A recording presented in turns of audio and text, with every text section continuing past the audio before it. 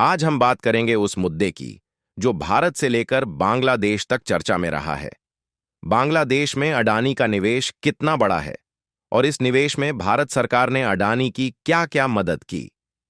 यह सिर्फ कारोबार की कहानी नहीं, बल्कि विदेश नीति, ऊर्जा सुरक्षा और कॉरपोरेट सरकार रिश्तों से जुड़ा सवाल है। क्या आपको पता है बांग्लादेश में अडानी का निवेश क्या है?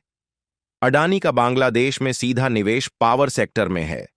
साल 2017 में अदानी पावर लिमिटेड और बांग्लादेश की सरकारी बिजली कंपनी बांग्लादेश पावर डेवलपमेंट बोर्ड (बीपीडीबी) के बीच समझौता हुआ।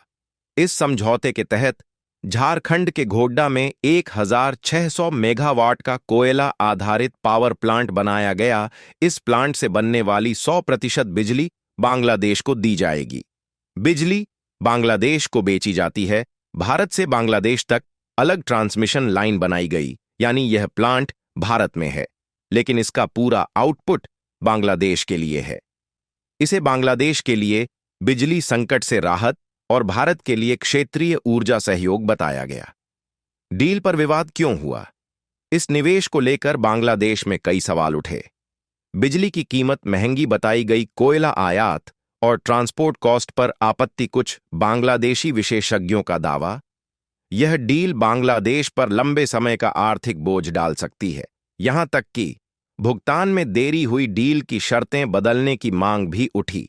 भारत सरकार ने अडानी की क्या मदद की? अब सबसे अहम सवाल, भारत सरकार ने अडानी को इसमें कैसे मदद की?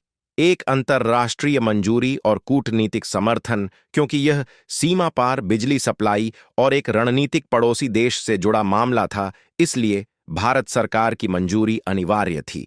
विदेश मंत्रालय और ऊर्जा मंत्रालय की भूमिका रही। सरकार का तर्क था, यह भारत बांग्लादेश ऊर्जा सहयोग का हिस्सा है। दो कोयला और इंफ्रास्ट्रक्चर सपोर्ट, घोड्डा प्लांट को कोयला आपूर्ति और रेलवे कनेक्टिविटी मिली। ट्रांसमिशन लाइन के लिए नीतिगत और प्रशासनिक मंजूरी दी गई।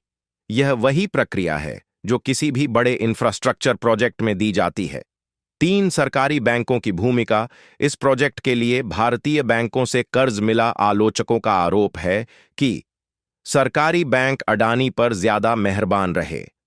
वहीं सरकार और बैंक कहते हैं प्रोजेक्ट की गारंटी और एसेट्स के आधार पर कर्ज दिया गया। विपक्ष क्या आरोप लगाता है? विपक्ष का कहना है अडानी को विदेश नीति के जरिए फायदा मिला।